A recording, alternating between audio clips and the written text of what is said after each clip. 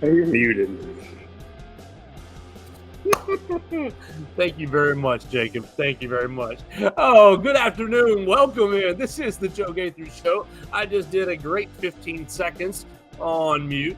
My man Jacob Bain hanging out with me, helping me out, unmuting my microphone. This is the Joe Gaither Show on Cowbell Corner, part of the Mississippi State on SI. We appreciate everybody who's watching us on YouTube, on Facebook, or Twitter, checking us out at Joe Gaither 6, or checking us out on Spotify, Apple Podcasts, or on Amazon. We are here with our friend Jacob Bain, our correspondent for Cowbell Corner, for Cowbell Country, Mississippi State on SI. How's your week going, Jacob? It's going good. Woke up this morning and got a deep dive into the EA Sports Dynasty mode, and so I was really excited to watch that this morning whenever I got up. Well, are you? Do you have big plans for 4th of July? It's 4th of July week. Are you going to shoot off a bunch of fireworks this week? I don't think so. I mean, I might go to my grandparents, but that's about it. Well, make sure you keep all 5 fingers and toes on every hand. Stay away from the ignition if you can. Yeah, I don't want to be like Jason Pierre-Paul, lose a couple fingers.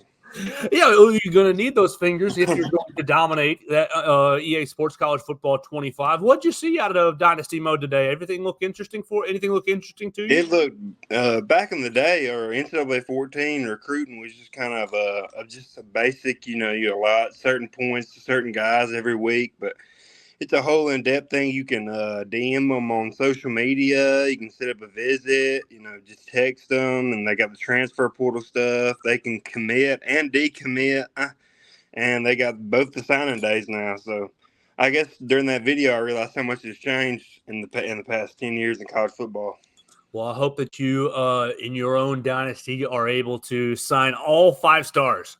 All 5 stars all the time. Nobody decommits. But be careful. Don't commit any NCAA violations, Jacob. Oh, I'm kind of curious to see if they'll have something like that. Like you can do NIL and all kinds of stuff with them now. So I was kind of curious if you could violate. Well, let's talk about some news in real life in the SEC and news as it pertains to Mississippi State.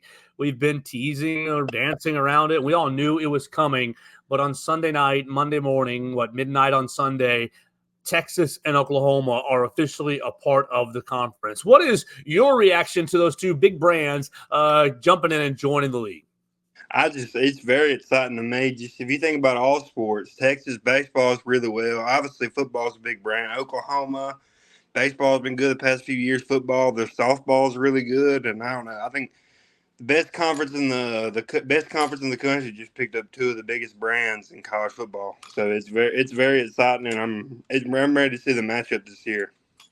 I'm excited about it too. Obviously, from the Mississippi State perspective, Mississippi State is going to Texas to play football this year, but they'll eventually end up on a home and home with Oklahoma as well, 2 years down the line.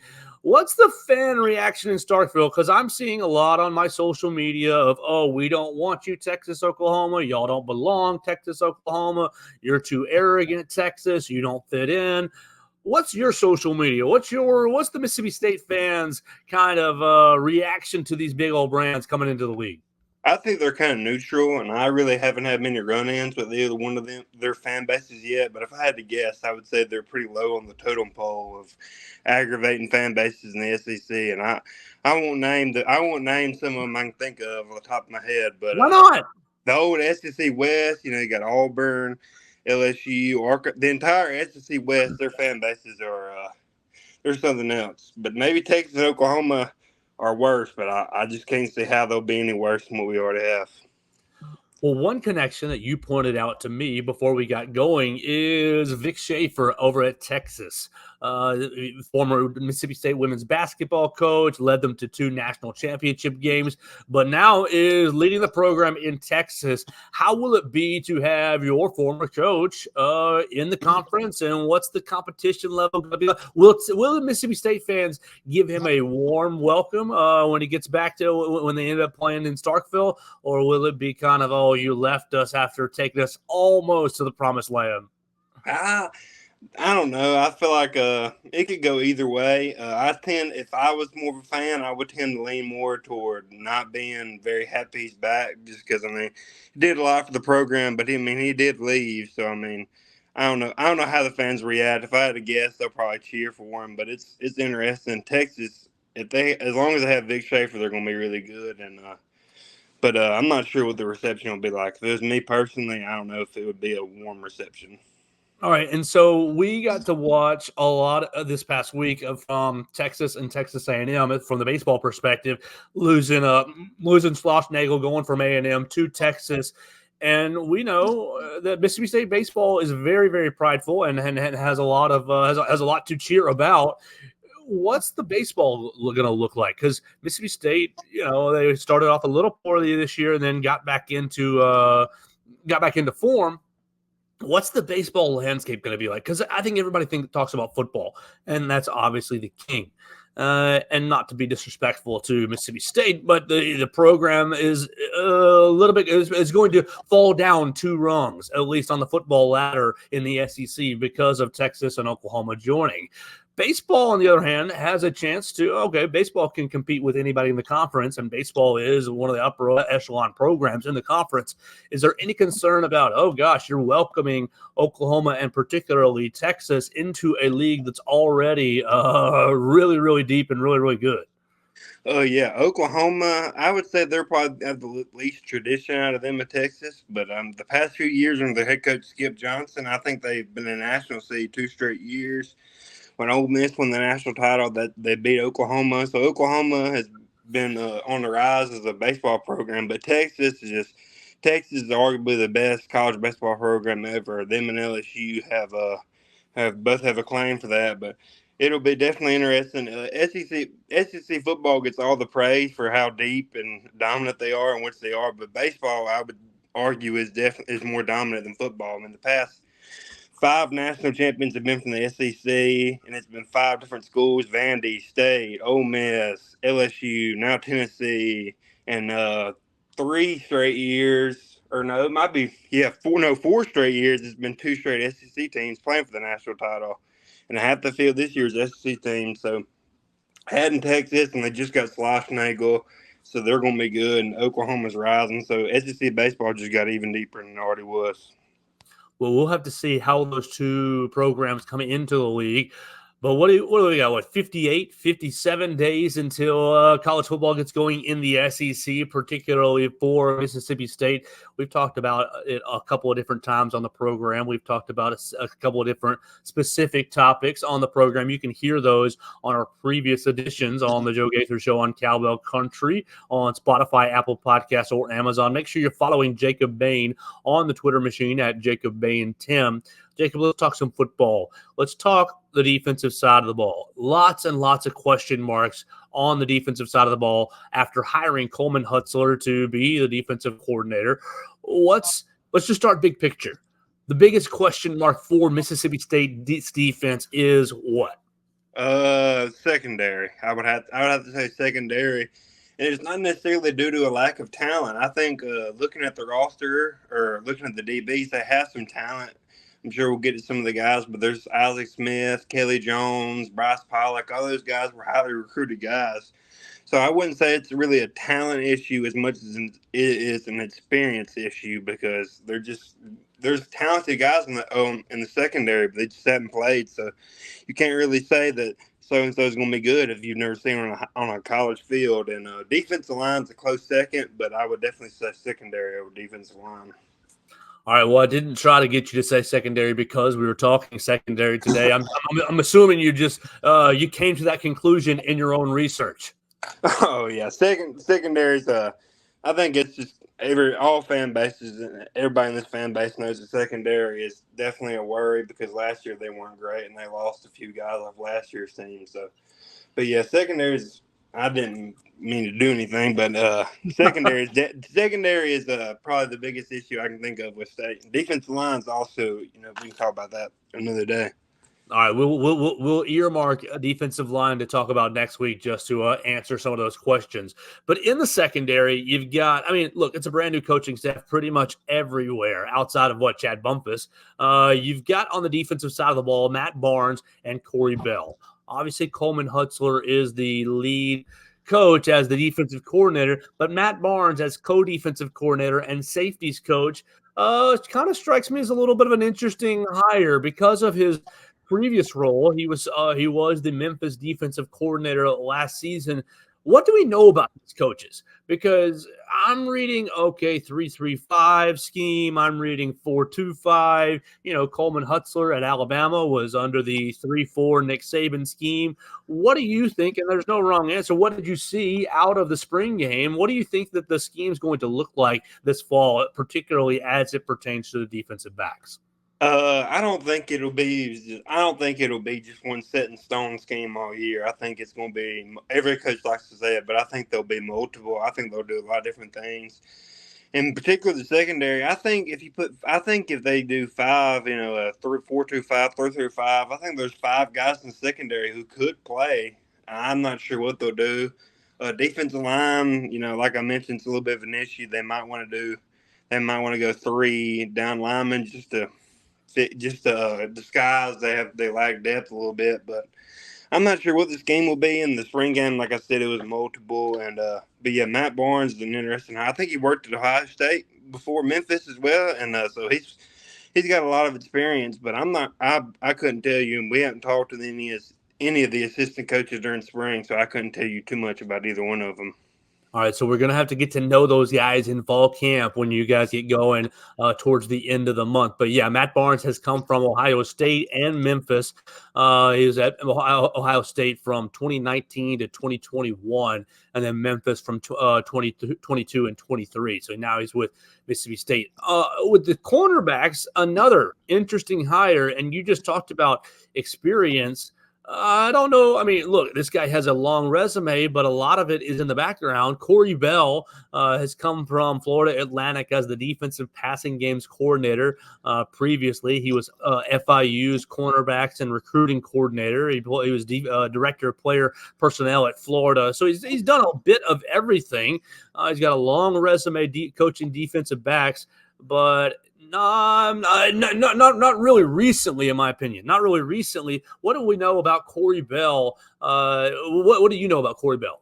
I don't know too much about him. I know he's obviously got a long resume. I think one of the reasons I think a lot of coaches do this with assistant coaches as well is they hire the guys who have good connections to other states and recruiting. So I think he's a big Florida guy. He lives in Florida. I think his family still lives in Florida.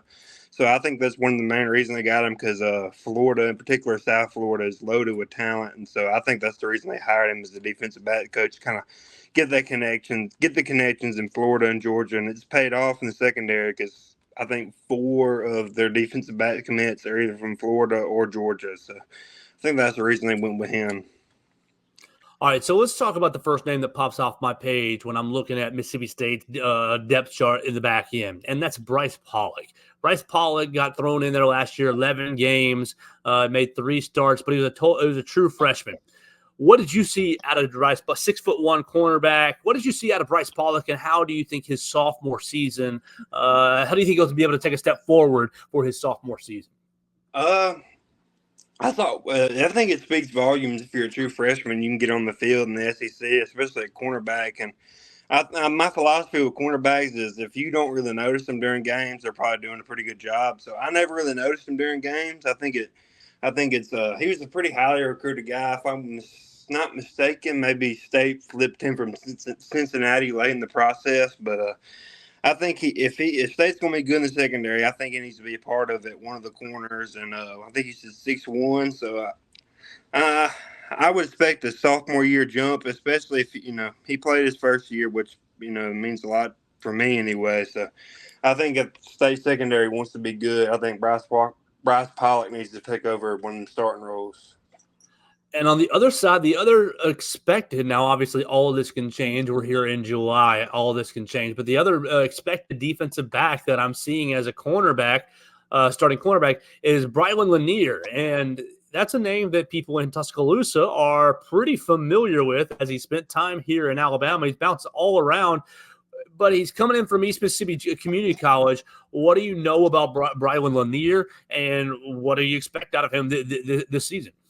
He flew under the radar. State's got a couple of East Mississippi guys. They got 3 East Mississippi guys. I think they got another safety, Tyler Woodard, a linebacker, and a defensive lineman. I think Brian Lanier kind of flew under the radar. If I'm not mistaken, he had pretty big offers coming out of East Mississippi. He was late getting in the class, so if he's a projected starter, I mean, I wouldn't be shocked if he was starting. He's talented. I saw him in the spring game. He looked pretty good. He might fit in more as a safety. I think another cornerback to watch would be Kelly Jones, but Brian Nair will definitely be interesting. I think he had a really good year at East Mississippi. They're a powerhouse in Mississippi. Obviously, went to the national championship, and it was a good late pickup for State because they needed depth in the secondary. All right, the last guy I want to ask you about, and then I'll ask you to highlight anybody that we've missed, is safety Isaac Smith. Injured last season, didn't really get to play a whole lot, but very highly touted recruit in the 2023 signing class. What do we know about Isaac Smith, and can he get on the field, overcome his injuries, and get on the field for his sophomore season? I think that's the hope for this coach. I think that's the hope for the coaching staff. He's a guy that's really talented. He's from Fulton, Mississippi. He's about an hour and 15 north of Starkville. And I watched him play because I'm from that area. I watched him play as a sophomore in high school, and he was playing running back, and you could just tell early that he had that X factor about him, especially just running the ball on defense. But I think there's one chance for a guy in the secondary that I could think of that could be a real star this upcoming year would be Alex Smith. If he can stay healthy, he's a big frame guy, so I think he would play more of either a box safety or they might put him at free safety and let him roam the field a little bit. But he's a big body guy, and if he gets the ball in his hands, he's dangerous. And he was that highly recruited for a reason. So if there's a chance for a guy to be a superstar in the secondary, it would be Alex Smith.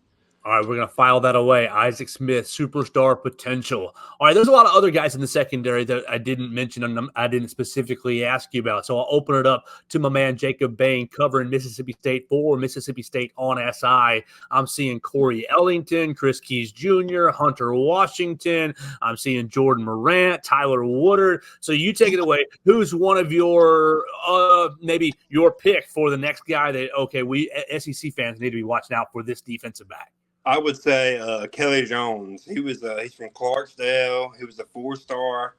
I think he was in the same class as Isaac Smith, and he's just a big body guy. And State really has success with cornerbacks that are pretty big frame, notably Martin Emerson. And Kelly Jones, I think, is probably about 6'4", probably 180 pounds. And they released a video on Twitter the other day, and they got a program on their Levy called Fast as Hell, HAIL.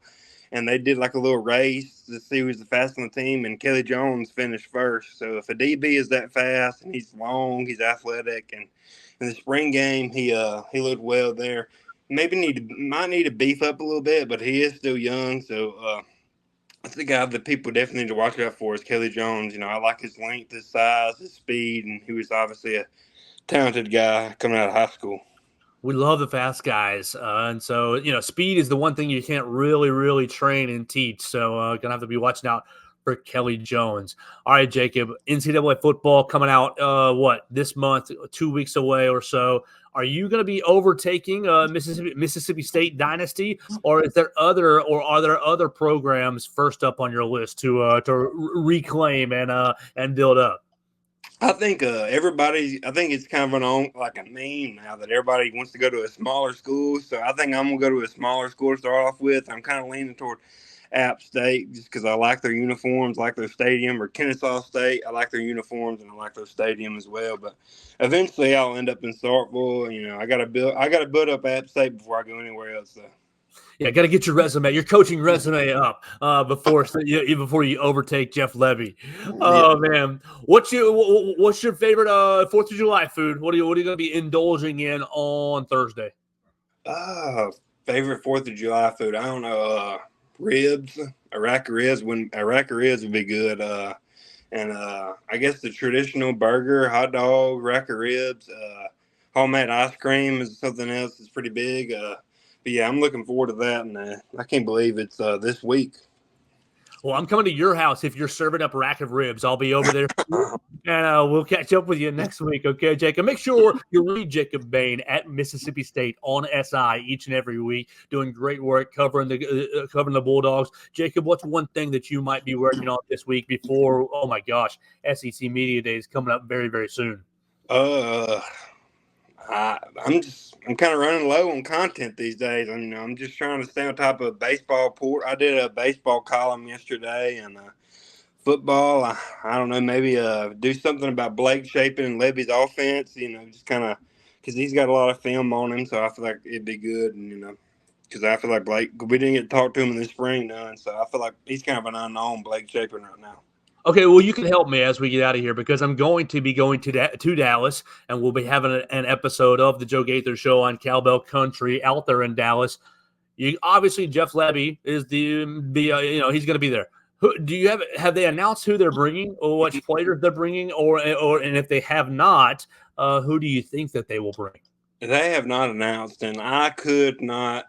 I would assume Shapen would go just because he's kind of a veteran. He's your quarterback, and maybe DeMonte Russell. He's kind of an older guy. He's been through 3 head coaches now, so I think maybe he could go.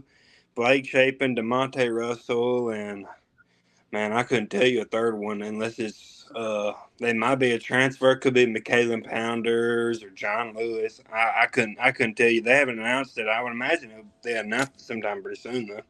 Right. They're going to announce it fairly soon so we can all get prepared. And I'm going to lean on you to help me come up with some good questions for these guys. I appreciate your time, Jacob. Enjoy your 4th of July ribs. Get your fingers ready for college football, EA Sports College Football 25, and we'll catch up with you next week. That's Jacob Bain joining us right here on the Joe Gaither Show on Cowbell Country, and we appreciate him hanging out. Yeah, it's the summer month, so a little bit slower time. We decided to do a deep dive on the secondary today, as it's a big area of question mark. Next week, we'll likely talk about the defensive line. As he said, that's their second big question mark, and we'll keep you counting down to Mississippi State football, Jeff Levy's year number 1, right here on Cowbell Country. We appreciate everybody checking us out on Spotify, Apple Podcasts, or on Amazon. We appreciate everybody who is following us at Joe Gaither 6 on Facebook, Twitter, YouTube, and really all the social media platforms. It's at Joe Gaither 6. We'll be back for another episode of the Joe Gaither Show on Cowbell Country, Mississippi State on SI, right here next week.